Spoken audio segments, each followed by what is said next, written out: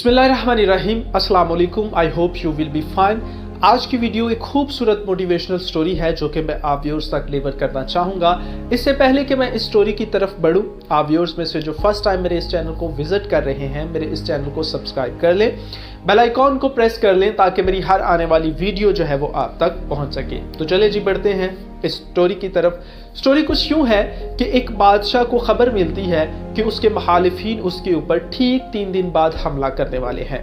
बादशाह ये खबर सुनकर तो बहुत ज़्यादा परेशान होता है। बादशाह अपने सारे दानिशमंदों को इकट्ठा करता है और उनसे मशवरा तलब करता है कि क्या लाहे अमल अपनाया जाए कि हम उस हमले का मुकाबला कर सकें। तो वहाँ पर दानिशमंद जो हैं, जितने भी इकट्ठे होते हैं, सारे परेशान होते हैं और कोई जवाब नहीं दे पाता, क्योंकि वो सारे जानते होते हैं कि हमारी जो फ़ौज है वो तादाद में मुखालिफिन से कम है। तो वहाँ पर एक नौजवान लड़का जिसकी उम्र सिर्फ 21 साल होती है, वो बादशाह से इजाज़त तलब करता है कि अगर बादशाह की इजाज़त हो तो वो कुछ कहे।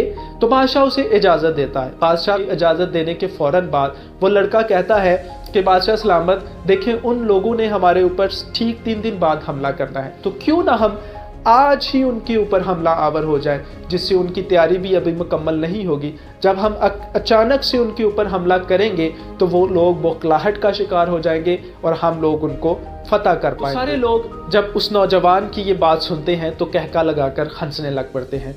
तो वहाँ पर वो नौजवान को ये दलील देते हैं कि चाहे खरबूजा छुरी पर गिरे या छुरी खरबूजे पर गिरे, कटना तो खरबूजे नहीं होता है। तो वो नौजवान लड़का हंसता है वहाँ पर, और वो नौजवान लड़का फिर जवाब देता है कि अगर छुरी तेज़ धार ना हो, अगर छुरी की नोक ना हो तो खरबूजा कभी भी नहीं कटेगा। चूँकि बादशाह ने फैसला करना होता है तो इसके लिए सब लोग बादशाह की तरफ देखने लग पड़ते हैं। तो बादशाह कहता है ठीक है, ये जो नौजवान लड़का कह रहा है हमें इस पर अमल करना चाहिए। रातों रात सारी फौज तैयार होती है और हमले के लिए निकल पड़ते हैं। जैसे ही रास्ते में दरिया पड़ता है तो दरिया के ऊपर से यानी पुल से फौज जैसे ही गुजरती है तो बादशाह पुल को आग लगवा देता है और अपनी फौज से मुखातिब होकर कहता है कि या तो आज तुम लोग लड़ोगे या फिर मरोगे। वो फौज ना सिर्फ अपने मुखालिफिन को शिकस्त देती है बल्कि सारे इलाके पर काबिज भी हो जाती है।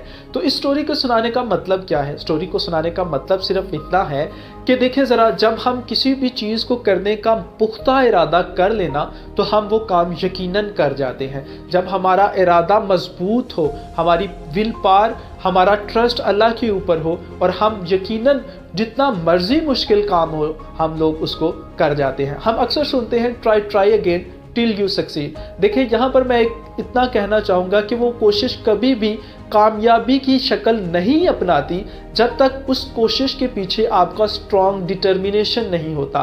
किसी भी काम को करने के लिए आप कोशिश तो करते हैं। एक कोशिश ये होती है ऊपर से कोशिश, एक कोशिश ये होती है जिसके लिए आप एक स्ट्रॉन्ग डिटर्मिनेशन आपका होता है। जब आप उस स्ट्रॉन्ग डिटर्मिनेशन के ऊपर अमल पैरा होकर काम करते हैं तो वो यकीनन आप काम 100% कर जाते हैं। इसी तरह मैं एक और आपको सिंपल एग्जांपल देता हूँ।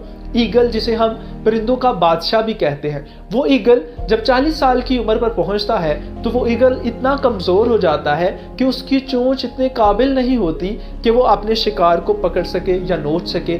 उसके पाँव यानी उसके नाखून इतने ताकतवर नहीं होते कि जिसमें अपने वो शिकार को पकड़ सके। इतने पर उसके मजबूत नहीं होते कि वो एक लंबी परवाज़ कर सके।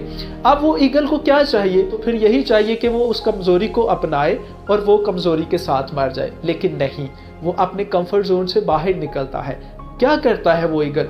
वो ईगल कुछ यूं करता है, अपनी चोंच के जरिए अपने पड़ों को नोच कर उखाड़ देता है, अपने नाखूनों को तोड़ देता है और अपनी चोंच को जमीन पर रगड़ कर तोड़ देता है। वो 6 माह तक अपने आप को जिस अजियत में रखता है वो सिर्फ वो ईगल ही जानता है। फिर ठीक 6 माह बाद जब उसके पर नए से उगना शुरू हो जाते हैं, उसके नाखून उगना शुरू हो जाते हैं, उसकी चोंच निकलना शुरू हो जाती है कि वो 40 साल तक फिर नए सिरे से जवान हो जाता है। वो ईगल 40 साल तक दोबारा से अपने शिकार को अच्छे तरीके से पकड़ सकता है, लंबी परवाज़ कर सकता है।